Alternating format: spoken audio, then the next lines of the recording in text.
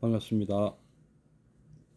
네, 안녕하십니까. 부산 동래구 온천동 금정마을 무량사 법천입니다.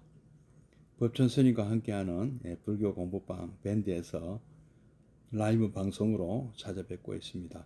매주 화요일, 수요일 저녁 7시부터 8시까지 1시간에 걸쳐서 화엄경, 보현, 행원품을 함께 공부하고 계십니다. 오늘 정강을 보살님, 호정거사님 반갑습니다. 오늘 실천 보현행원 이정린 원장이 쓰신 실천 보현행원 강독회 14번째 시간이 되겠습니다. 자, 그러면 함께 3기례로 시작하도록 하겠습니다.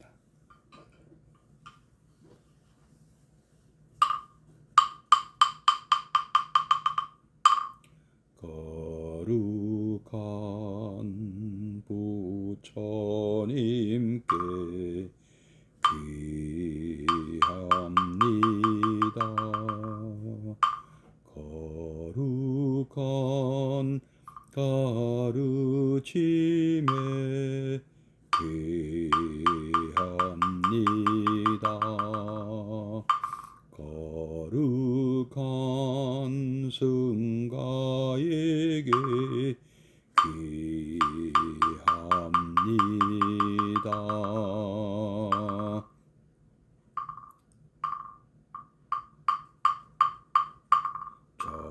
정구업진언 수리수리 마수리 수수리 사바 수리수리 마하수리 수수리 사바 수리수리 마하수리 수수리 사바하 오방내외 아니제신지 나무사만다 못다나 옴도로도로지미사바하 나무사만다 못다나 옴도로도로지미사바 나무사만다 못다나 옴도로도로지미사바 개경계 무상심심미묘법 백천만금난조우 가금문견득수지 원해요래 진실이 기법장지는 아라남 아라다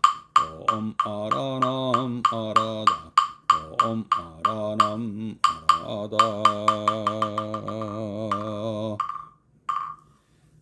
도미스님 반갑습니다. 그리고 김학영 거사님, 그리고 수정호 거사님 반갑습니다. 여심을 거사님도 반갑습니다.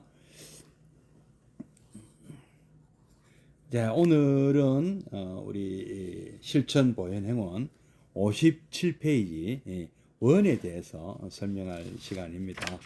지난번에 행에 대해서 설명을 마쳤거든요. 오늘은 원에 대해서 함께 배우도록 하겠습니다. 어제 배웠던 마지막 장면은 이렇게 끝났습니다. 중생의 상처가 낫는 방법은 섬기고 공양하는 수밖에 없습니다.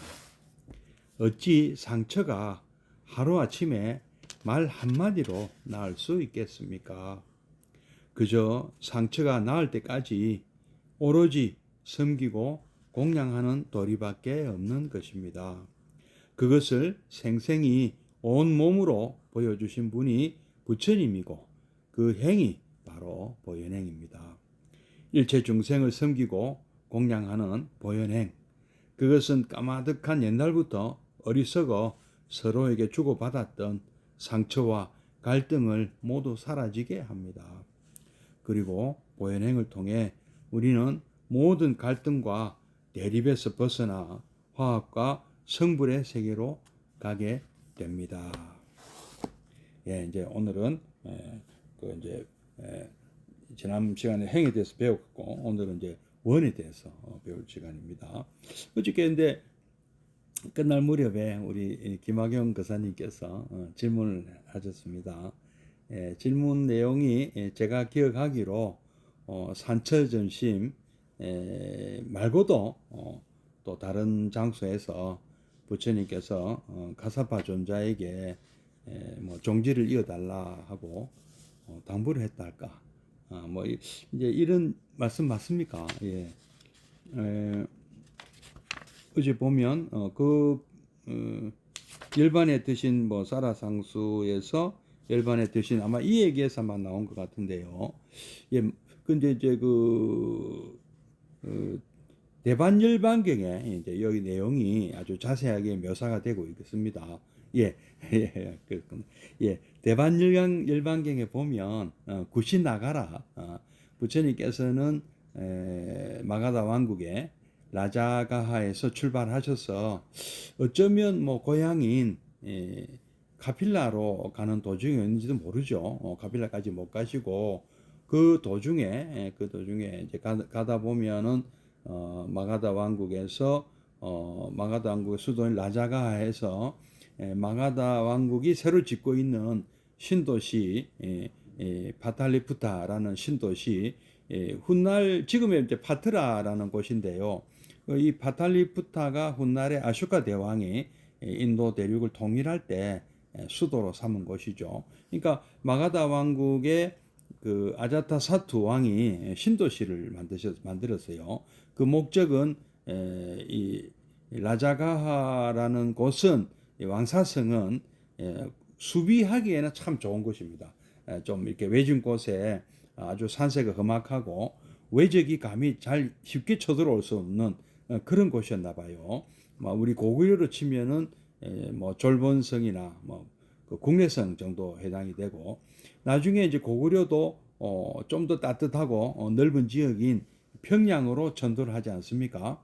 그것처럼 예, 아이고 진감무 보살님, 예, 좀 어떠십니까? 좀 편찮으시다고 들었는데요. 예, 괜찮으십니까? 예, 예, 반갑습니다. 예, 그 왕사성에서 이제 좀 더 넓은, 그러니까 큰 겐지스 강 유역에 있는 파탈리푸타라는 뭐 아주 그러니까 건설 당시에는 그냥 평지였나 봐요. 근데 이제 여기를 신도시 이제 도읍으로 만들기 위하고 그다음에 그 강 건너편에 있는 바찌 왕국, 왕국이 참 바찌 공화국. 그러니까 그 당시 인도에도 폴리스 같은, 그러니까 그리스의 폴리스 같은 나라들이 있었나 봅니다. 부처님이 태어나신 카필라바투도 일종의 공화국이었다는 설이 있습니다. 그 수도다나 왕이 어떤 전제군주가 아니고 공화정 체계에서 가장 그 영향력이 큰 그런 말하자면 수석 가장 높은 지위의 어떤 귀족이다 이런 설도 있거든요.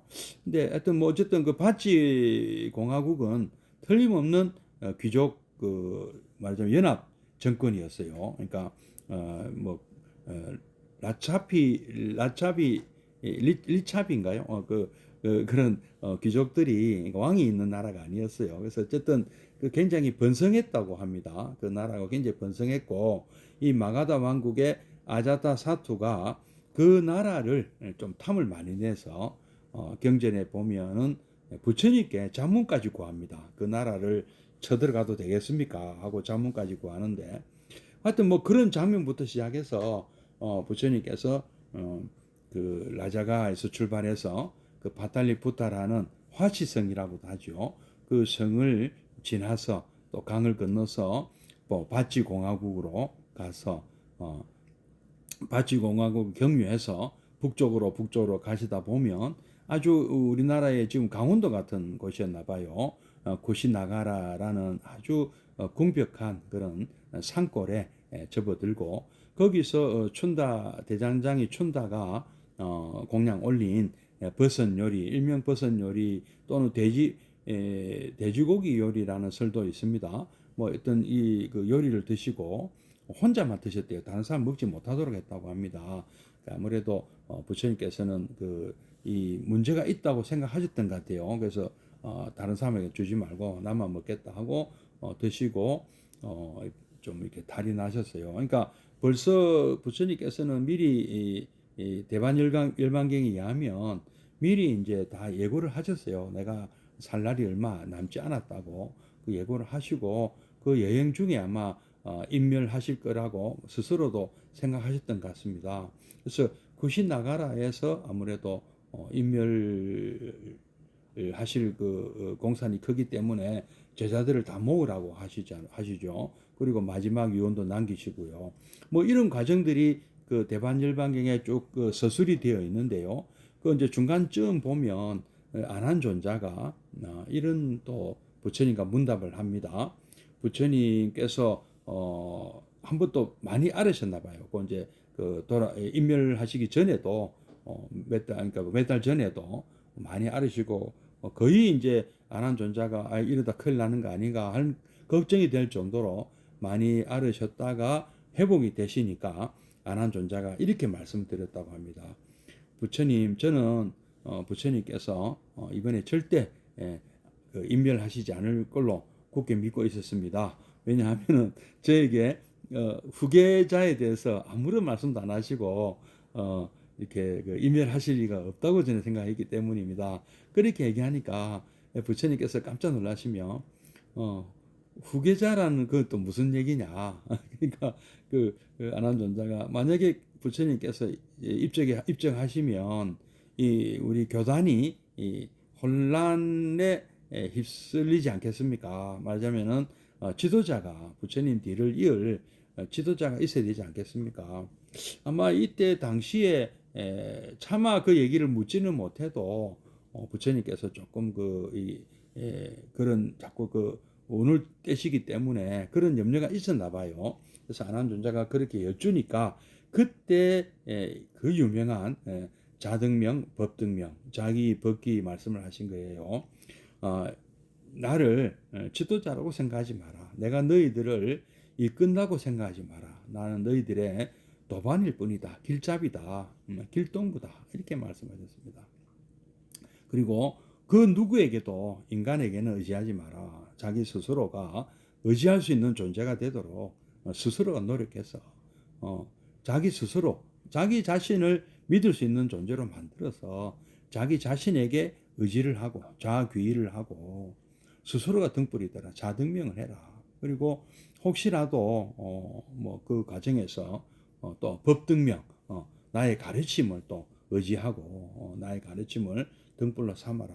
그러니까 어떤 이 사람에 대한 귀의가 아니고 말하자면 자기 수행을 통해서 자기 자신을 단련해서 자기 자신이 뭐 어떤 성숙한 그런 부처님 같은 분이 돼야 된다고 말씀하신 겁니다. 그래서 후계자라는 것은 결국 부처님은 지명을 안 하신 거죠.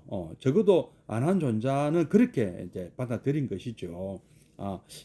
누구다, 뭐 가사파다, 뭐 누구다 하고 얘기를 안 하셨다는 거죠. 그리고 그때 만약에 수불이 여러분 잘 아시는 수부티가 부처님께서 인멸하시기 얼마 전에 또 돌아가셨지 않습니까? 수부티도 그렇고 그 수부티의 친구인 누굽니까? 모갈라나도 부처님 인멸하시기 얼마 전에 다 인멸하셨거든요. 그래서 부처님이 가장 아끼는 상수 제자가 두 분이 다 안 계셨어요. 그래서 뭐 10대 제자 중에는 뭐 살아 있는 분이 뭐 카사파나 뭐 아나율 그다음에 그때 라울라도 아마 먼저 돌아가신 걸로 알고 있습니다. 그리고 이제 뭐 안한존자, 카사파 존자, 그다음에 뭐 부르나 존자, 뭐 가전년, 가짜야나 뭐 이런 등등 몇 분은 아마 살아 계신 것으로 알고 있는데 근데 당시에 이제 그 부근에는 없었습니다. 그러니까 다 멀리 떨어진 곳에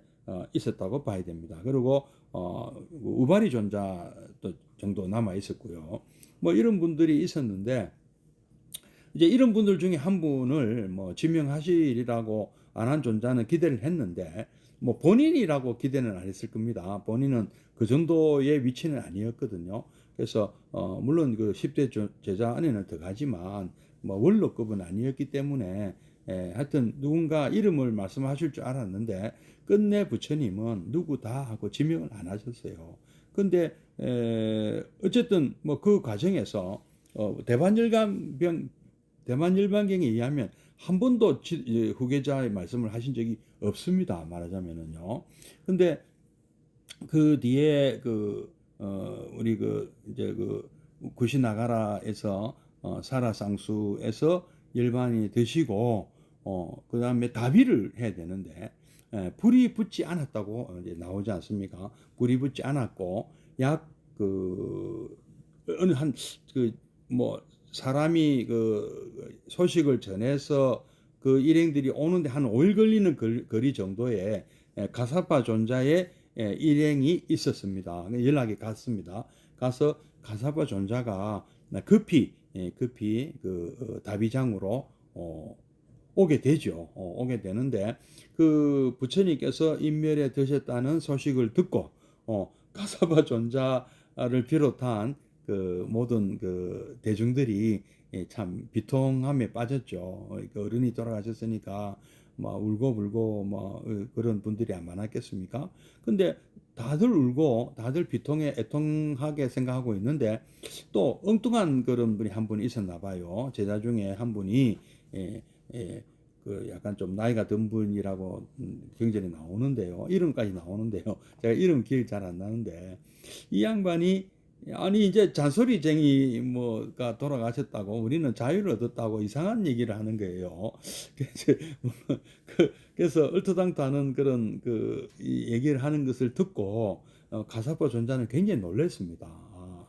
야, 이 참 돌아가시자마자 이런 식으로 참 그 말도 안 된다기보다는 참 어처구니 없는 얘기죠. 뭐 이 반교단적인 그런 발언 아니겠습니까? 그래서 이런 만약에 지도자가 만약에 교단에 어떤 이거를 바로잡고 지도할 사람이 없다면 앞으로 무슨 일이 생길지 모르겠다는 생각을 아마 이때 한 것 같아요. 그리고 그 뒤에 이제 이런 생각들이 나중에 제1차 결집을 가사파가 주관해서 자기 그 고향인 왕사성 라자가에서 주관을 하게 되지 않습니까? 다 이런 계기가 제1차 결집의 하나의 동기가 되거든요. 그래서 이제 부랴부랴 약 5일 이제 부처님 인멸하시고 5일이 지나서 가사파 존자 일행이 그 다비장에 도착합니다. 구시나가라예요.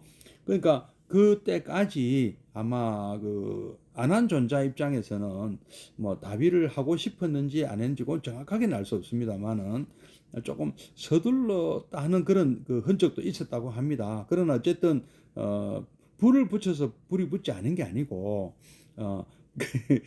그 이제 나무가 불 붙인다고 불이 안 붙겠습니까? 근데 이제 일종의 이것도 비유 같아요. 뭐냐 하면은 불을 붙이지 못했다는 것이죠. 그러니까 그 가장 가까운 데 있는 가사파 존자가 올 때까지 이제 기다리자 하는 그런 여론이 아마 조성됐던 것 같아요. 그러니까 안한 존자는 그냥 부처님의 그 시자이기 때문에 그렇게 발언권이 강하지를 못했습니다. 그리고 이 가사파 존자가 상당히 그 신망을 얻고 있었다고 여러 사람들이 주장을 하고 있기 때문에 더 멀리 떨어져 있는 다른 존자들보다는 가사파 존자는 기다려야 된다는 어떤 중의가 모아졌던 것 같습니다.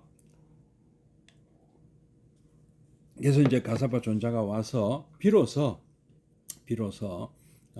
그 다비를 할 수 있게 된 거죠. 그래서 이것이 이제 전설로 바뀐 것이 바로 사라상수의 과학시상부다. 관 밖으로 두 발을 내 보이셨다 하는 이런 전설로 좀 미화가 된 것이 아닌가. 정말 이거를 과학적인 사실로 볼 수가 있겠느냐. 근데 요 얘기는 이제 어디 나오냐 하면은 아함경 준봉경의 대가섭품에 가섭 존자의 이제 이야기 중에 이제 이런 게 나오죠. 대반열반경이 나오고 대반열반경에 이 얘기가 나오고요. 근데 그 대반열반경에는 물론 그 사라상수 곽치상부로 나오죠. 관 밖으로 두 발을 내 보이셨다고 약간 좀 그때 상황에는 조금 뭐랄까 좀 전설적인 그런 내용들이 추가가 되는데요. 이제 그 가사파 존자가 교단의 지도자 역할을 하게 된 이제 하나의 계기가 되는 것이죠. 그 이제 내가 와서 비로소 다비를 할 수 있었다 할 정도로 영향력을 행사했다고 봐야 되고요. 그 다음에 가사파 존자가 지도자가 되기 위해서는 이제 몇 가지 이제 해야 될 일이 뭐냐면은 안한존자가 자꾸 지도자가 없다고 부처님께서 얘기하셨다는 이 얘기를 좀 누를 필요가 있지 않습니까? 여러분 어떻게 생각하십니까?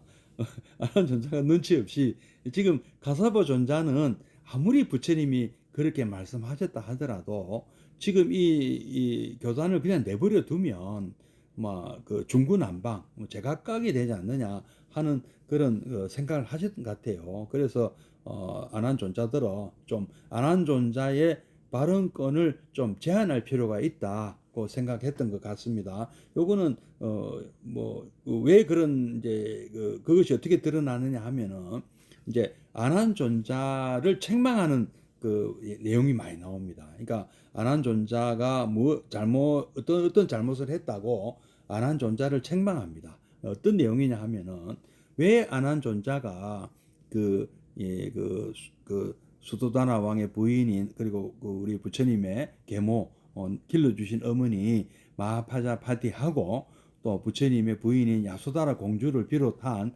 500명의 석가족 여인들이 비구니가 되겠다. 부처님께 이제 받아달라고 3번이나 정했는데 부처님이 3번이나 거절을 하셔도 안한존자가 중재를 해서 부처님께 또 한번 물어보시잖아요. 부처님 왜 여인들을 출가를 못하게 하십니까?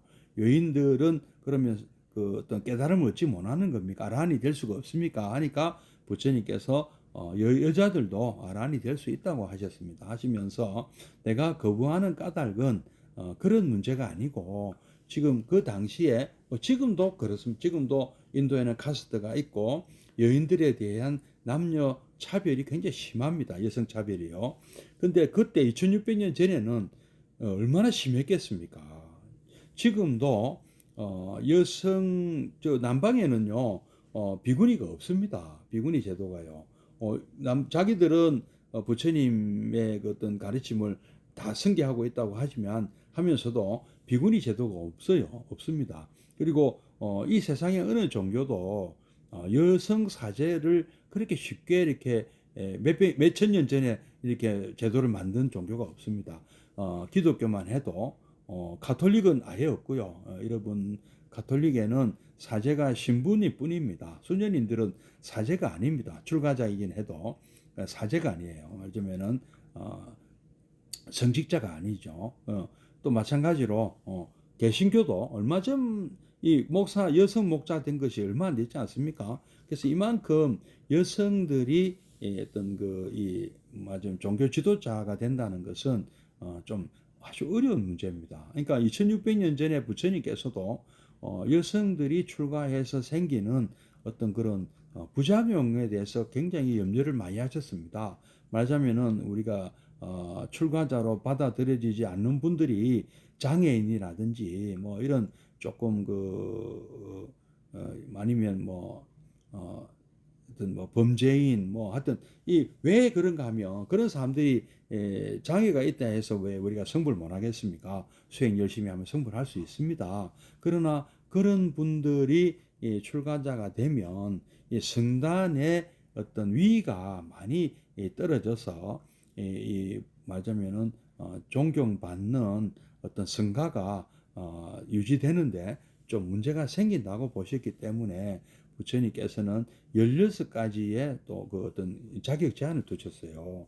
마찬가지로 여성이 아라한이 될 수 없는 게 아니고 여성들이 갖고 있는 당시 인도 2600년 전에 인도 문명권의 어떤 상황이 여성들이 탑발하고 승려가 되기에는 좀 문제가 많은 상황이었다고 판단하신 거죠. 그리고 이 남녀 차별, 특히 여성 차별의 어떤 그런 문화가 있는 데서는 좀 힘들지 않느냐고 생각하셨던 것 같아요. 근데 이 안한존자가 적극적으로 중재를 해서 결국에는 부처님의 승낙을 받지 않았습니까? 그래서 이 가사바 존자는 그런 면에서는 안한존자가 좀 이 가사바 존자 보수적이란 말이죠. 그래갖고 안한존자의 그런 중재 노력을 비판하고 그다음에 또 두 번째는 뭐냐면은 부처님께서 또 이런 말씀도 하셨대요.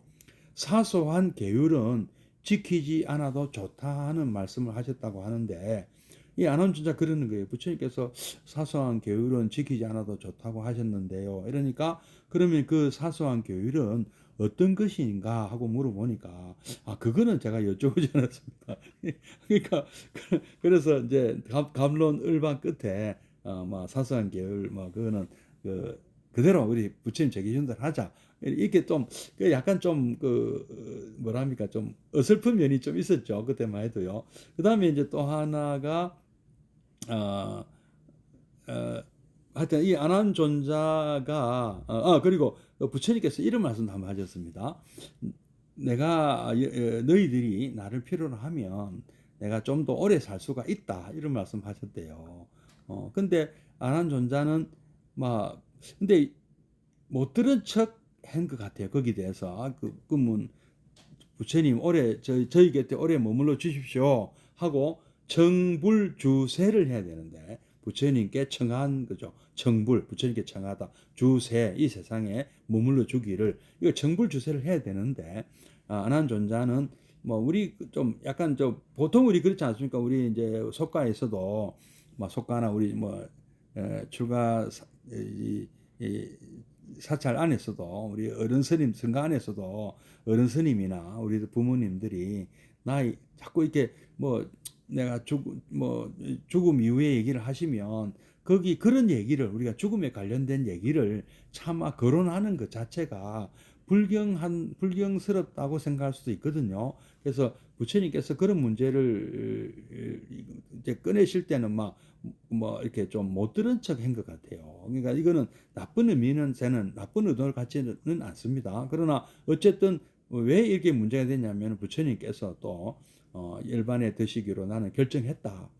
나는 이제 너 늦었다. 이제 정불조세 하는 건 늦었다. 나는 이미 그 생리적 결합 작용을 풀어버렸다. 이제 그래서 이제 더 이상 이제 한 몇 달 뒤에 갈 거다, 이렇게 예언을 하셨기 때문에 되돌릴 수가 없다고 하셨습니다, 부처님께서. 그래서 이런 얘기들이 가섭존자가 안한존자를 공격하는 어떤 너희 다 잘못한 거 아니냐, 인정해라. 그리고 넌 아직 아라한도 되지 못하지 않느냐. 그래서 1차 결집에 처음에 1차 결집에 아난이 꼭 있어야 되는데도 불구하고 아라한과를 얻지 못했다는 이유로 일주일 정도 뒤에 일주일 동안 정진하고 아라한 되고서야 비로소 입장이 허락이 되지 않습니까? 요거는 이제 아마 결국에는 가사바 존자도 1차 결집 때는 안한존자가 꼭 있어야 된다. 경장을 암송하는 것은 안한존자밖에 없다. 다 드는 사람, 다음은 제일 아닙니까? 다 드는 사람은 안한밖에 없는데 안한이 없으면 안 된다. 그리고 안한이 결장을 경장을 외우고 그다음 암송하고, 그다음에 나머지 사람들이 합송하고, 그다음 우바리 존자가 율장을 암송하고 또 나머지 사람들이 합성하는 형태로 제1차 결집을 하지 않습니까? 그래서 이 과정을 쭉 보면은 이 안한 존자와 가사파 존자 간에 약간의 그 갈등이 보이고 있고요. 그 다음에 이제 가사파 존자를 지도자로 이렇게 결정 짓는 어떤 그거는 조금 이제 그거로 좀 아쉽잖아요. 모자란 느낌이 안 듭니까? 그래서 만약에 부처님께서 안한 존자가 부처님께 다음 후계자는 누구를 하면 좋겠습니까 했을 때 부처님이 가사파를 해라 하면 아무 문제가 없습니다.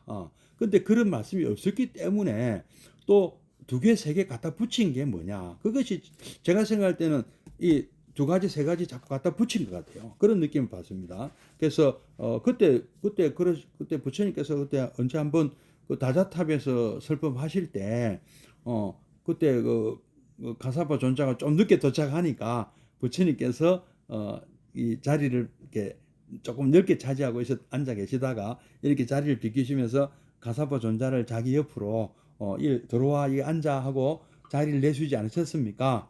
그게 바로 부처님께서 그 가사파 존자를 후계자로 인정하는 거 아닙니까? 하는 또 주장이 나왔고, 요 얘기는 이제 아함경 중봉경의 대가스품이라는데 이제 다자탑전 분반자 이 설화가 있다고 합니다.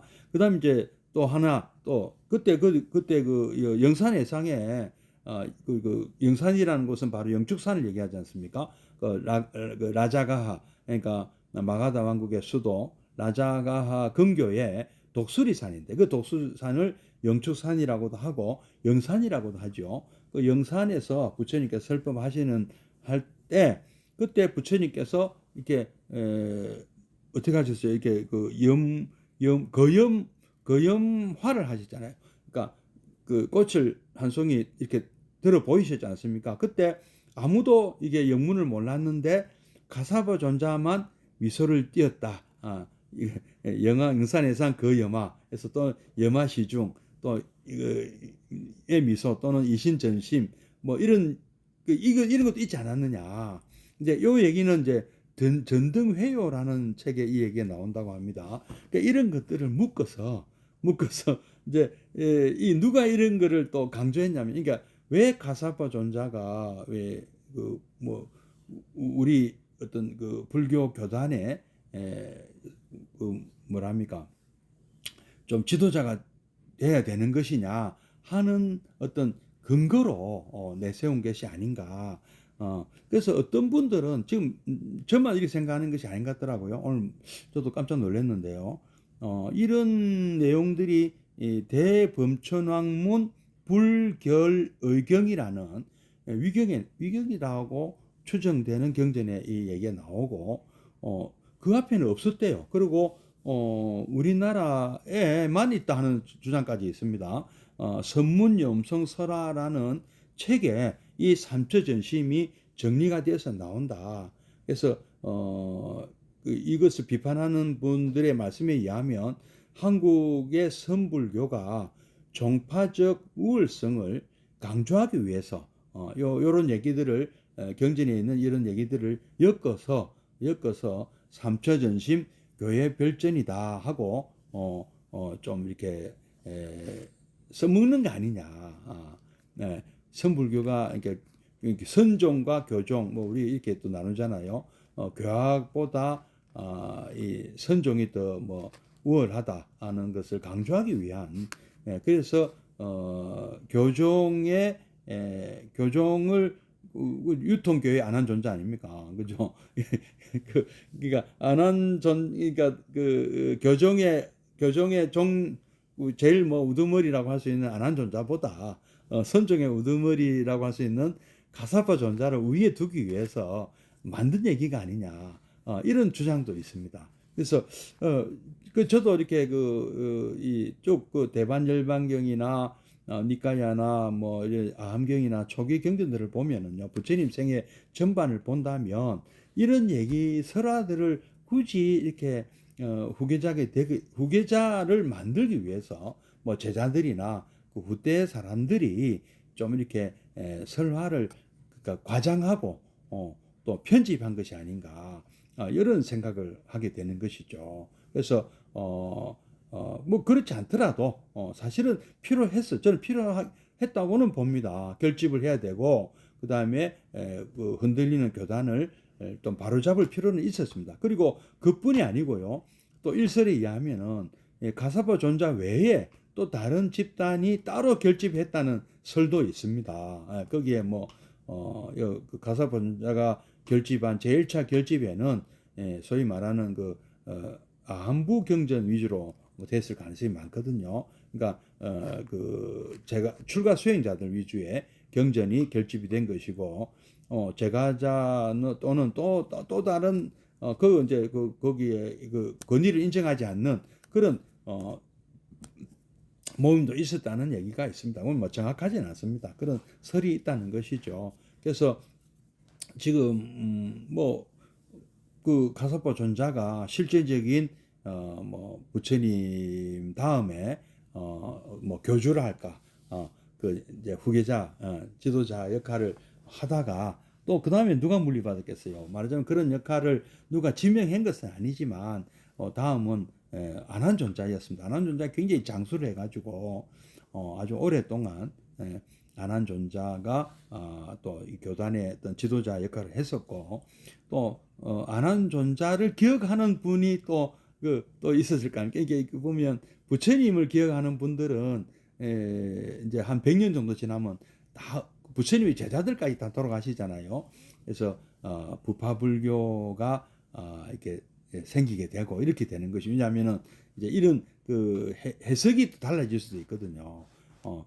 그때 그것이, 그러니까 이거 이제 우리는 뭐그만 논외로 하더라도 이 적어도 영산해상 그 염화라든지, 그다음에 사라상수 곽치상부, 그다음에 다자탐전 분반좌라는 이런 전설들은 좀 과장이 됐다고 저는 생각합니다. 결론적으로 말씀드리면요, 물론 그 가사파가 이렇게 이런 그 어떤 선화들을 가사파 또는 가사파를 따르는 그런 제자들이 좀 이렇게 좀 그 얘기를 조금 뭐랄까 확대 해석을 한 것이 아닌가. 그래서 분반자 같은 경우도 그 사람이 마치 가사파였기 때문에 옆에 앉으라 한 것, 가사파를 옆에 앉으라 한 것이지, 만약에 그 다른 10대 제자급의 어떤 분이 누가 늦었다면 그분을 옆에 앉히겠어, 저는 앉히실 것이라고 생각하거든요. 그리고 이 염화시중의 미소는 조금 더 만드는 얘기일 가능성이 많고요. 그 다음에 이제 그 과학지상부 같은 경우는 과학적이지 않지 않습니까? 그래서 그것은 가사파 존자가 내가 갈 때까지 다비장을 좀 미루고 있어 달라는 그런 전가를 받고 다비를 하지 못했다는 것이 그렇게 전설화되지 않았느냐. 저는 그렇게 생각합니다. 이게 그 뭐 학자들마다 좀 이렇게 다양한 이렇게 견해들이 많이 있는 것 같아요. 저는 학자는 아니지만 제가 뭐랍니까, 이 많은 이 역사, 그 중국이나 뭐 인도나 우리나라나 서양이나 보면 그 일국의 황제나 뭐 왕이나 또 이런 큰 그 지도자들이 돌아가실 때 되면 이런 문제들, 후계 구도에 관한 그런 문제들이 없는 적이 없습니다. 사실은요. 없는 적이 없고요. 뭐 자도 못해 이 작은 종단에 어른이 돌아가셔도 이 분열이 있고요. 이런 이 갈등이 있고 대립이 있습니다. 아까 마지막 장면이 있었잖아요. 보현핵을 통해 우리는 모든 갈등과 대립에서 벗어나 화학과 성불의 세계로 가게 됩니다. 물론 이제 그 가사파 존자와 안한 존자는 결국에 화해한 겁니다. 그 지력굴에 같이 입장해서 협조해서 500 그 비구들과 함께 제1차 결집을 성공적으로 완료를 한 것을 보면 두 분은 화해하고 결국 이 부처님의 가르침을 이 후대에 남기기 위해서 두 분은 화합하고 또 그렇게 큰 어떤 그 결집이라는 큰 결실을 맺었다. 저는 굉장히 긍정적으로, 물론 그 과정은 조금 이렇게 좀 우리가 알고 있는 우리가 그냥 전설을 이렇게 역사적 사실로 믿는 요거하고는 좀 다르지 않겠느냐, 그렇게 생각합니다. 참고가 되시면 좋겠습니다. 자, 그러면 57페이지 원, 시간이 많이 지났는데요. 조금 읽어보도록 하겠습니다. 원, 욕심과 원과 비슷한 말로 욕심이 있습니다. 그런데 욕심은 있어도 걱정, 없어도 걱정입니다. 우선 욕심이 없으면 사회에 향상이 없습니다. 개인적 성취도 더 이상 일어날 수가 없습니다. 이 세상이 진화하고 발전하는 것은 바로 이 욕심이 있기 때문입니다.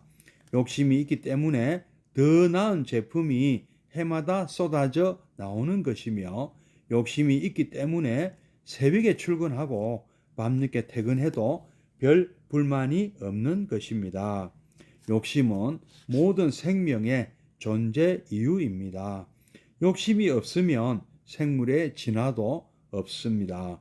더 나은 사회, 더 나은 자신을 꿈꾸기 때문에 인간은 자식을 낳고 교육을 시키며 모든 생물 역시 목숨을 걸고 자신의 분신을 지키고 기르는 것입니다. 그런데 그렇게 필요한 욕심이 과연 인간을 행복하게 하는가? 욕심만 있다면 누구나 행복하고 성장하는가? 그렇지 않다는데 문제의 심각성이 있습니다.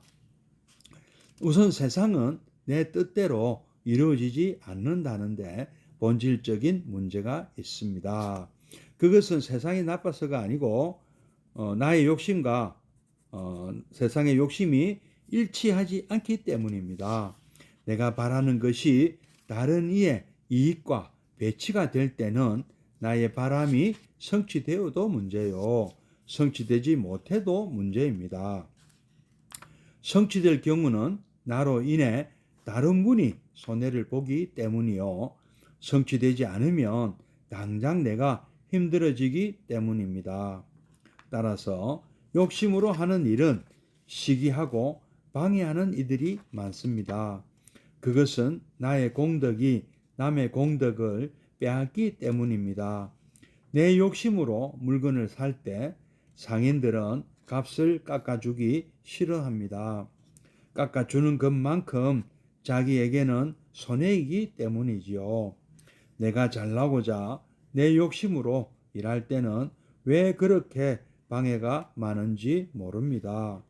글쎄, 내가 시험에 합격하고 콩쿠르에 입상하고 좋은 기념물 설계하고 큰 집에 살면 뭐가 어떻겠습니까? 그런데도 남들은 기를 쓰고 배 아파하고 비협조적입니다. 그런 분들을 겪다 보면 은연중 원망하는 마음도 생깁니다. 내 허물은 보지 못하고 말입니다. 그런 나를 보고 남들은 또 적반하장이라고 비웃습니다. 또 하나의 문제는 욕심의 속성이 끝이 없다는 점입니다. 하늘이 칠보를 비처럼 내려도 욕심 많은 사람은 만족하지 않고 히말라야 산이 온통 금덩이라 하더라도 오히려 한 인간의 욕심을 채우지 못한다는 부처님 말씀도 있듯 인간의 욕심은 끝이 없습니다. 월수 100만 원인 분에게 제가 한번 여쭤본 적이 있습니다. 월수 얼마 정도면 원이 없겠느냐고. 이분은 300 정도를 말씀하셨습니다. 그래서 제가 다시 여쭤봤습니다.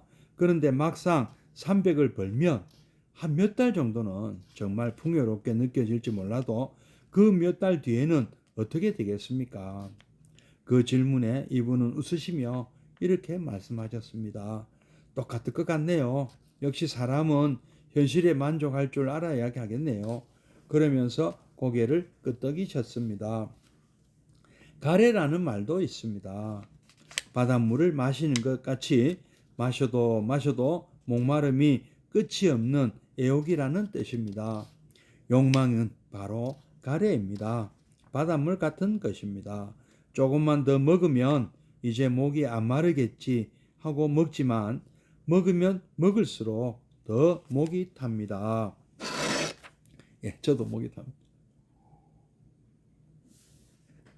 바닷물을 압니다.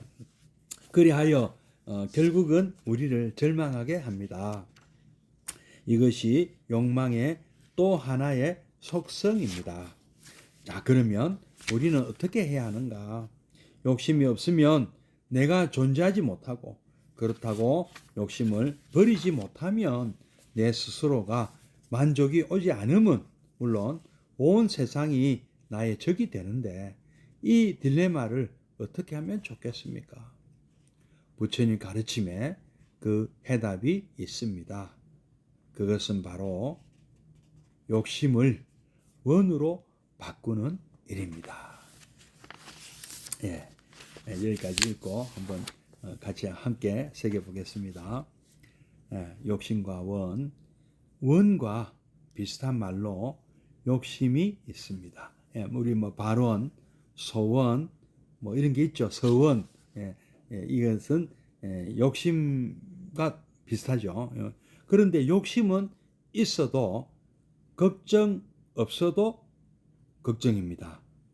욕심은 있어도 걱정 없어도 걱정입니다. 이게 무슨 말인가요? 우선 욕심이 없으면 사회의 향상이 없습니다. 그렇죠? 욕심 없는 세상이 가능할까요? 개인적 성취도 더 이상 일어날 수가 없습니다. 이 세상이 진화하고 발전하는 것은 바로 이 욕심이 있기 때문입니다. 욕심이 있기 때문에, 돈 벌려는 욕심이 있기 때문에 더 나은 제품이, 제조업이라는 것이 그래서 있는 거 아닙니까? 돈을 벌기 위해서 아이디어를 내서 물건을 만들어서 그 물건을 파는 사람이 있으니까, 그렇죠? 이 세상이 유지되는 거잖아요. 우리가 물건을 소비할 수가 있는 것이지 않습니까? 욕심이 있기 때문에 우리는 새벽에 출근하고 밤늦게 퇴근해도 별 불만이 없는 것입니다. 욕심은 이 세상 살아가는데 없을 수가 없는 것이죠. 예. 욕심은 모든 생명의 존재 이유입니다. 예, 그렇습니다. 생명이 있는 존재치고 욕심이 없는 존재가 있습니까? 욕심이 없으면 생물의 진화도 없습니다. 예, 아니 진짜로 우리 진화를 되돌아봐도 그렇습니다. 욕심이 없는 만약에 우리의 선조가 있었다, 벌써 도태되었겠죠. 욕심이 이 어떤 그 약육강식 뭐랍니까, 적자생존에 벌써 도태되었을 거예요. 아마 남아 있을 수가 없어요. 욕심이 아무것도 없는 사람은, 욕심이 아무것도 없는 그런 생물은 존재할 수가 없는 거죠. 지금까지 살아남지를 못했다는 거죠. 우리 지구의 진화 역사 속에서. 예. 그리고 앞으로도 문제예요. 앞으로도 더 나은 사회를, 더 나은 자신을 꿈꾸기 때문에 인간은 자식을 낳고 교육을 시키며, 우리 부모님들이 그러셨죠. 우리 일제 강제 일제 어떤 식민 지배를 받고 일제 강점기, 그리고 우리 1950년부터 1953년까지 있었던 한국 전쟁, 우리 6.25 동란, 이거 겪고 완전히 폐허화된 이 땅에서 어떻게 하면은 이 나라를 잘 되게 할까? 자녀들을 교육시키고 잘 공부시켜서 잘 살게 하겠다 하는 그런 욕심이, 그건 욕심이라고 참 할 수가 없겠네요, 진짜. 그죠? 그거 진짜 발언이었습니다. 알고 보니까 그게 원이었어요. 소원이었고, 우리 참 서원이었네요. 서원. 우리 부모님들의 모든 생물 역시 목숨을 걸고 자신의 본신을 지키고 기르는 것입니다. 요즘 젊은이들이 자녀를 갖지 않으려는 것도 인류의 미래가 참 너무 좀 어둡다. 지금 현재로는 그러니까 풍요롭지만은 물질적으로는 풍요로운데 정신적으로는 풍요롭지가 못해서 그렇습니다. 우리 부모님 세대는 물질적으로는 굉장히 가난했지만 마음은 정신적으로는 풍요로우셨어요. 지금 생각해 보니까요. 우선은 먹고 사는데 급급해. 그런 거 따질 겨를도 없었다.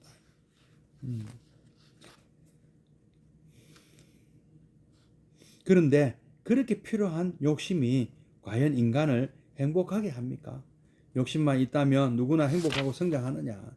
문제는 그렇지 않다는데 문제의 심각성이 있습니다. 바로 우리 부처님께서 말씀하신 구부득고죠. 구하고자 하지만 구하지 못하는 그런 고가 있다. 딱 여기 해당되죠. 세상은 내 뜻대로 이루어지지 않는다. 여기 본질적인 문제가 있다. 세상이 잘못되고 나쁜 것이 아니고 나의 욕심과 내가 얻고자 하고 내가 구하고자 하는 것과 이 세상의 욕심이 일치하지 않기 때문이다. 그건 한번 이 원리가 이렇게 하는 거죠. 내가 바라는 것이 다른 이의 이익과 배치가 될 때는, 그죠? 나의 바람이 성취되어도 문제요. 성취되지 못해도 문제인 경우다. 성취될 경우는 나로 인해서 다른 분이 손해를 보기 때문이고, 또 그것이 성취되지 않는다면 당장 내가 힘들어지기 때문이다. 제로섬 법칙이죠. 제로섬 법칙. 이거 이제 우리 선물 증권시장에 증권시장도 하나의 제로섬 법칙이죠. 근데 주가 자체는 오르기만 하면 다 좋죠. 근데 이 선물이나 옵션, 피처스나 뭐 옵션 이런 거 보면은 한쪽은 이익 보면 한쪽은 반드시 손해 보게 돼 있거든요. 제로 섬 법칙이라고 하죠. 예. 이거는 나는 내가 만약에 이익을 본다. 그럼 누군가 손해를 봐야 된다는 얘기거든요. 아주 그 냉정하죠. 그래서 욕심이라는 것이 이렇다는 것이죠. 욕심의 원리죠, 이게. 따라서 욕심으로 하는 일은 시기하고 방해하는 이들이 많습니다. 조작하고 뭐 이렇게 뭐 심지어 아주 그 비도덕적인 일도 많이 발생하잖아요. 그 불공정 거래 이런 게 많이 있잖아요, 보면. 예. 시세 조정하고 하는 거예요. 그것은 나의 공덕이 남의 공덕을 빼앗기 때문입니다. 내 욕심으로 물건을 살 때 상인들은 값을 깎아주기 싫어합니다. 우리가 이제 우리 계약이나 협상할 때 이런 게 문제 생기죠. 뭐 우리가 장사꾼하고 뭐 흥정을 할 때 보면 이 참 손해보고 팝니다. 거짓말이라는 걸 알고 계시잖아요. 손해보고 팔 리가 없죠. 손해보고 팔 수도 있긴 있겠지만 그건 그 자격이 이익이 되니까 그게 이익이 되니까 손해보고 파는 거예요. 지금 빨리 돈으로 만들어야 되는 것이 더 이익이다. 물건 갖고 있으면 그래서 생선을 내가 한 박스 지금 자판을 들고 시장에 나왔는데 오늘 안에 다 못 팔면 어디 뭐 냉장고 보관할 수도 없다고 만약에 가정을 뭐 그런 일은 없지만은 그런 가정하면 이거 그 상하잖아요. 싱싱할 때 팔아야 되잖아요. 그래서 처음에 많은 이익을 남겨 팔았다면 마지막에는 빨리 현금화하는 것이 이익이기 때문에 그렇게 하는 거잖아요. 진짜 손해 보는 건 아니다 아닙니까? 물론 원가에 미치고 팔 수도 있겠지만은요. 예. 그래도 그게 이익이잖아요. 마지막 떨이미는. 내 욕심으로 물건을 살 때 상인들은 값을 깎아주기 싫어합니다. 깎아주는 것만큼 자기에게는 손해이기 때문입니다. 때로는 깎아줄 수 있죠. 박리담에 뭐도 있고요. 예. 내가 잘나고자 내 욕심으로 일할 때는 왜 그렇게 방해가 많은지 모릅니다. 그래서 협상의 원리도 그런 겁니다. 협상도 내가 이익 보는 만큼 상대가 손해보기 때문에 제로섬 법칙이 적용이 됩니다만은 그러나 또 협상의 묘미는 서로에게 이익이 되는 길을 찾는 거예요. 그런 아이디어를 내놓는 것이 협상의 하나의 묘미입니다. 서로 이익되는 걸. 그럼 또 누가 손해보겠어요? 그 당사자 아닌 사람들이 손해보는 거죠. 예를 들어서 이제 한미 FTA 같은 경우는 전 세계에서 우리나라와 미국이 무역협정을 합니다. 그러면 우리 두 나라에게는 그러니까 두 나라만 놓고 볼 때 딱 두 나라만 놓고 볼 때는 미국이 이기면 우리가 손해죠. 우리가 이기면 미국이 손은 부분이 있죠. 그죠? 크게 봐도 있고. 그러나 이 글로벌한 시각으로 전 세계적인 시각으로 볼 때는 한국과 미국 두 나라가 다 손해보는 그런 것도 있거든요. 그럼 누가 손해를 보는 겁니까?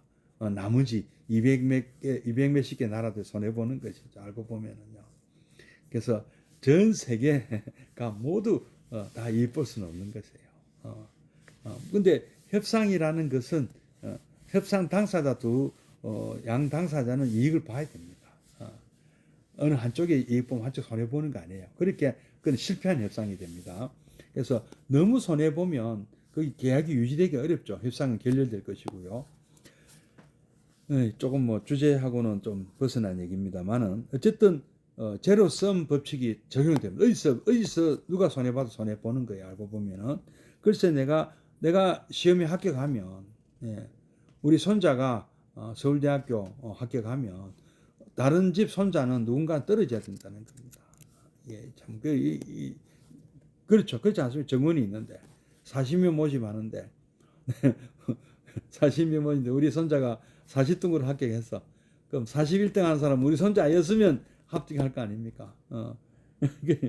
내가 시험에 합격하고 콩쿠르에 입상하고 내가 금메달 따서 기분은 좋지만은 내가였으면은 지금 은메달 딴 사람이 금메달 딸 거 아니에요.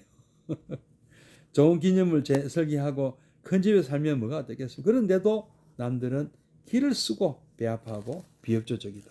그럴 수밖에 없는 거죠. 그런 분들을 겪다 보면 은연중 원망하는 마음도 생깁니다. 내 허물은 보지 못하고 말입니다. 그런 나를 보고 남들은 또 적반하장이라고 또 비웃습니다. 또 하나의 문제는 욕심이라는 게 끝이 없다는 것입니다. 하늘이 우보익생 만호공을 해도 욕심이 만족하지 않는다. 히말라야 산이 모두 금덩이가 돼도 단 한 사람도 만족시키지 못한다는 부처님 말씀이 있습니다. 욕심은 끝이 없습니다. 월수가 100만 원인 분. 이 책이 이제 처음 나올 때가 아마 2003년이라 그때는 100만 원이 큰 돈이었나 봐요. 뭐 그때도 큰 돈은 아니었습니다만은 지금은 진짜 작은 돈이죠. 지금 이 최저임금도 안 되잖아요. 그래서 아마 지금으로 치면 한 월수 300 되는 분이 그 월수 얼마 정도 에게 물어본 거죠. 뭐 한 1000 정도는 돼야 된다. 요새는 월수 한 웬만한 대기업 한 1000만 원 되나요? 월수가. 그래서 제가 다시 여쭤봤습니다. 그러면 1000만 원을 벌면 한 몇 달 정도는 300 벌던 사람이 한 1000만 원 벌면 한 몇 달은 기분 좋겠죠. 근데 몇 달 뒤에는 어떻게 될까요? 역시 또 마찬가지다. 그 말이죠. 가래라는 말이 있다. 여러분 갈래, 무명, 가래 이런 말 많이 하잖아요. 바닷물을 마시는 것 같이 마셔도 갈증이 사라지지 않는 그런 상태죠. 그래서 오히려 바닷물을 마실수록 더 목이 더 탄다고 합니다. 욕심이 이런 속성이 있고 욕망의 또 속성이다. 그럼 우리는 어떻게 해야 되느냐? 욕심이 없으면 내가 살아남지를 못한다. 이 세상에. 그리고 욕심을 버리지 못하면 또 욕심을 또 버리지 못해도 내 스스로가 만족이 오지 않고 온 세상이 나의 적이 되더라. 내 편이 아무도 없다. 내 욕심을 부리는 하는. 그래서 부처님께서 이제 바로 보현행원 원을 세우라고 가르쳐 주신다. 그래서 욕심을 버리는 게 아니고요. 욕심은 부처님께서 욕심을 뭐라고 하신 게 아닙니다. 욕심을 관리하면 된다. 욕심을 통제하면 된다. 그리고 욕심을 잘 바꾸어서 발언으로, 원으로 바꾸는 것이 해법이다. 이 말씀드릴 수가 있습니다. 이거는 이제 다음 주에 하도록 하겠습니다. 오늘 여기서 마치도록 잠시 입증해 드리겠습니다.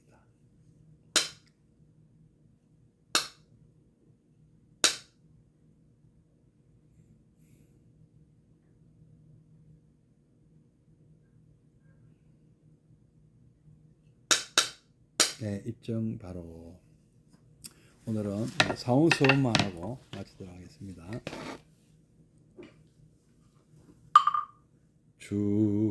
중생을 다 건지오리다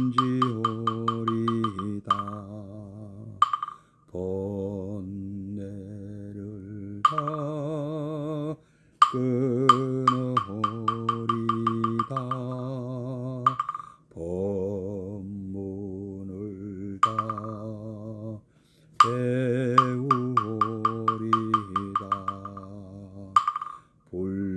불도를 다 이루오리다.